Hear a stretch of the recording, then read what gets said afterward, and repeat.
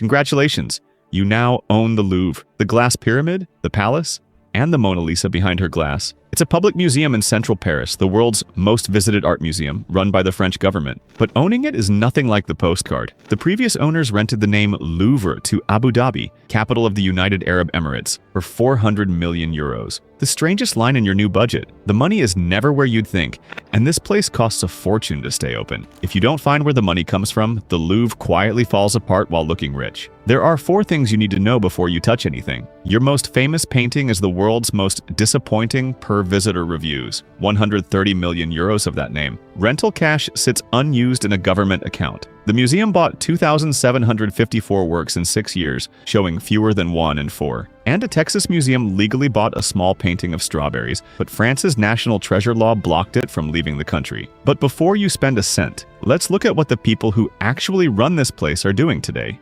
So let's start with what's physically sitting in your new lobby. The Louvre is a traffic jam with a roof. In a normal year, about 9 million people walk through these doors. The record was more than 10.2 million visitors in 2018. And to stop the place from overflowing, the museum now limits entry at 30,000 people a day. Get this, nearly every one of those visitors is coming for one painting. And the ticket window just showed something important. Since January of 2026, it charges 2 different prices by passport. Visitors from European Union countries and a few nearby ones pay 22 euros. Everyone else on Earth pays 32 euros. That's a roughly 45% extra charge for most of the world. 2/3 of visitors are first-timers who will never come back, so the higher price barely changes attendance. A similar price rise in January 2024 had no measurable effect. Tickets brought in 124 million euros in 2024. That's the biggest source of income the museum has. Picture a tourist from Ohio and a retired person from Lyon standing in the same queue at the glass pyramid. One pays 32 euros, the other pays 22 euros,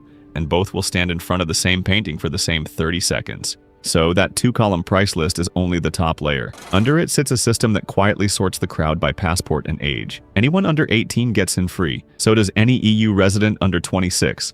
And so does any teacher or anyone looking for a job who can show the right paper. That means the tourist from Ohio who paid 32 euros is not just buying his own visit. He's quietly covering the free entry for a Parisian student who lives 20 minutes away. The full-price foreign ticket is a hidden support paid by the tourist for the local public. And that 32 euro ticket hides one more thing. By French law, 20% of every ticket sale is automatically set aside for buying more art. So, 6.40 euros of that Ohio tourist's ticket never goes to guards, heat, or cracked walls. It goes straight into an account that buys objects most of those visitors will never see. Across a year, that's around 25 million euros moving out of the money used to run the building and into the collection.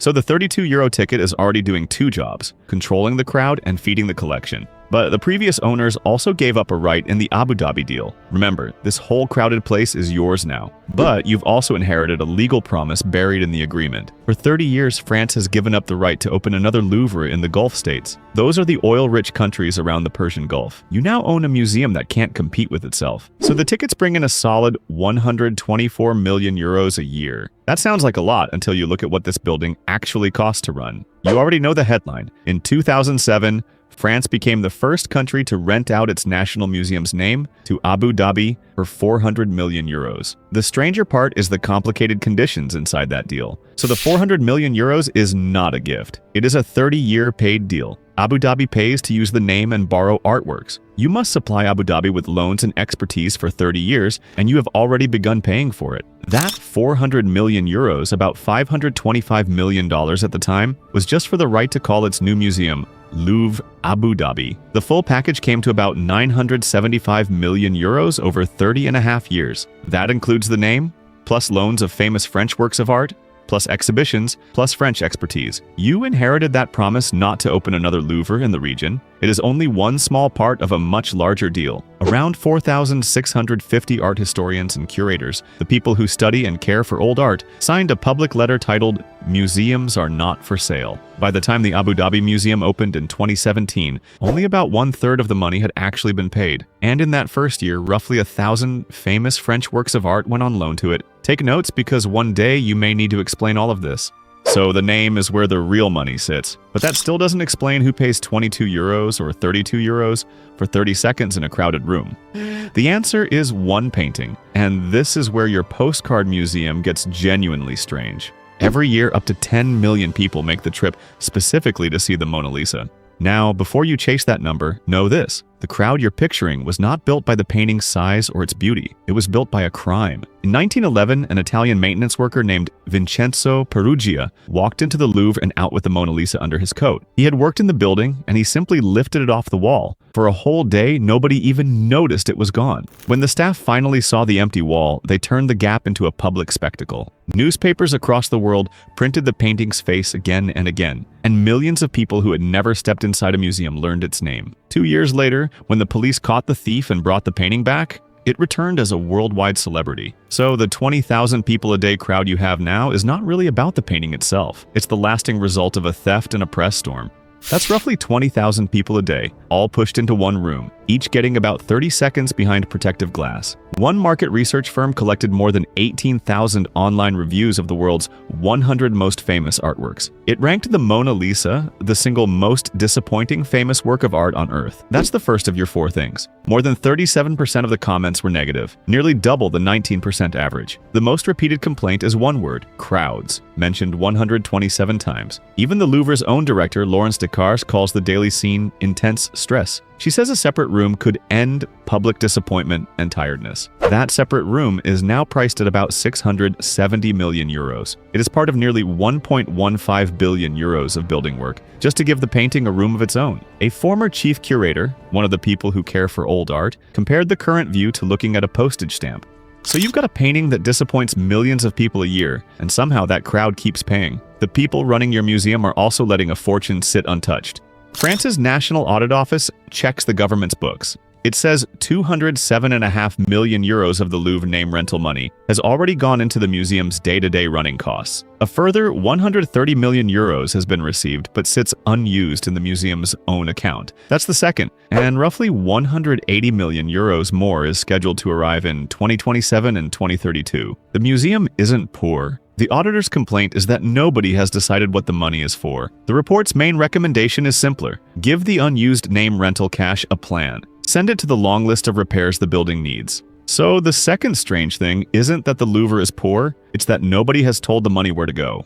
So the cash is gathering with no plan. But there's one more habit you've inherited from the people who ran this place. They could not stop buying art. Over 6 years, the Louvre bought 2,754 works of art. And here's the strange part: fewer than 1 in 4 is actually on display. Between 2018 and 2024, the Louvre spent around 145 million euros buying art. Of that, about 105 million euros came from the museum's own budget. That is a huge amount for art, not repairs. By law, 20% of ticket revenue is automatically reserved for buying more art. The National Audit Office actually recommends getting rid of that rule. And the strangest purchase is one small painting of wild strawberries by a French painter from the 1700s named Chardin. The painting is 38 by 46 centimeters. In March 2022, it sold at a public auction in Paris for 24.4 million euros. The buyer was a museum in Fort Worth, Texas. Weeks later, the French Culture Ministry gave it a legal label called National Treasure. That label blocks the painting from leaving France for 30 months, while France tries to raise the money to keep it. The Louvre then launched a public donation campaign called Everyone a Patron, asking ordinary people for 1.3 million euros. In February 2024, the museum announced it had bought the painting back for the nation. It paid 6 million euros from its own budget, 17 million euros from corporate sponsors, and 1.6 million euros from about 10,000 individual donors. That was the most successful public money-raising campaign in the Louvre's history. That's the third and fourth strange things on your list. Picture a tiny strawberry painting becoming a 24.4 million euro fight. On one side is a museum in Texas. On the other are 10,000 French strangers giving a few euros each. Meanwhile, the same museum keeps 3/4 of everything it has bought this way in storage, unseen.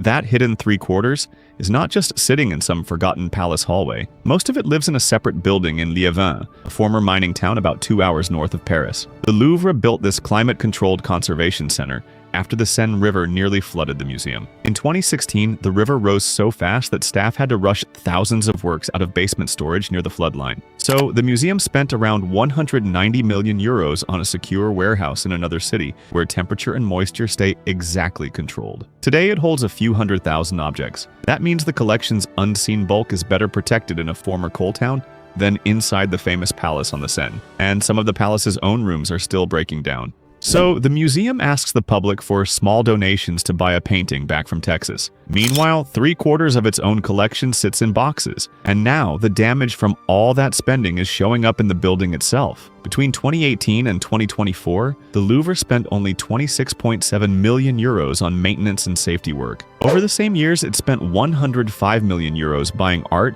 and 63.5 million euros redoing galleries. The public saw the result. 2 temporary exhibitions both had to close early because basic equipment broke down. That's in the same years the museum spent more than 100 million euros buying new art it has nowhere ideal to store. In November 2025, France's National Audit Office concluded the museum's finances are fragile. It said the museum has plenty of resources, but no plan. The building work the museum needs, now called the New Renaissance, totals about 1.15 billion euros. The dedicated Mona Lisa room alone costs about 670 million euros. The museum cannot afford the exact fix that would save it from its own lack of care.